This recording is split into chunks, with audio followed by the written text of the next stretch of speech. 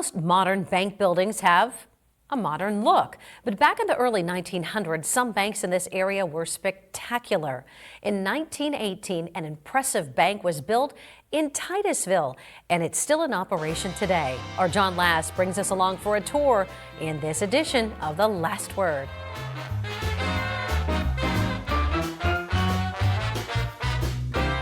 I'm always excited to hear stories about people who made millions of dollars during the oil boom in northwestern Pennsylvania.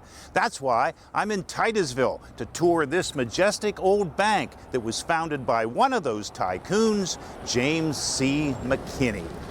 When McKinney constructed this building in 1918, his bank was called the Titusville Trust Company. After decades of mergers and acquisitions, it is now the Farmers National Bank of Canfield. A tribute to McKinney can be found on the outside of the granite structure. When you walk inside, you immediately see a tribute by McKinney to the oil industry in Titusville.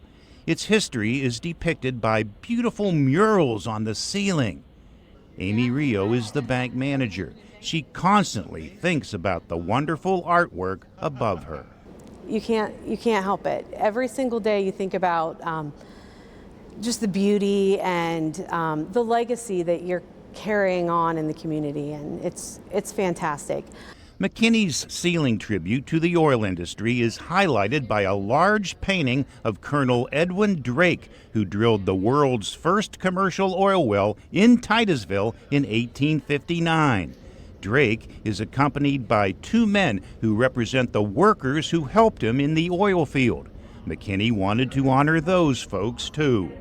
Accompanying the Drake painting are two smaller paintings. One is of barrels of oil being transported by horse cart. The other is of oil being transported by a barge on the Allegheny River. Current and former Titusville residents like to come to the bank just to look at the murals. You have people who come back for different events throughout the year, and I just want to come in and see the ceiling. I brought my family in to look at your building. Other paintings border the ceiling. There's a picture of the Drake Well. There's one of the boomtown called Pit Hole. There's pictures of the many things that were powered by oil in the early 1900s, including a blimp. This bank is a sight to see. Children plop down on the floor to get a comfortable look at the paintings.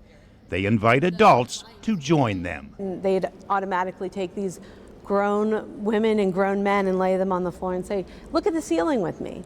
Everyone is invited to stop by the bank, take a look, and learn the wonderful history of Pennsylvania's oil region. With the last word in Titusville, John Last, Erie News Now.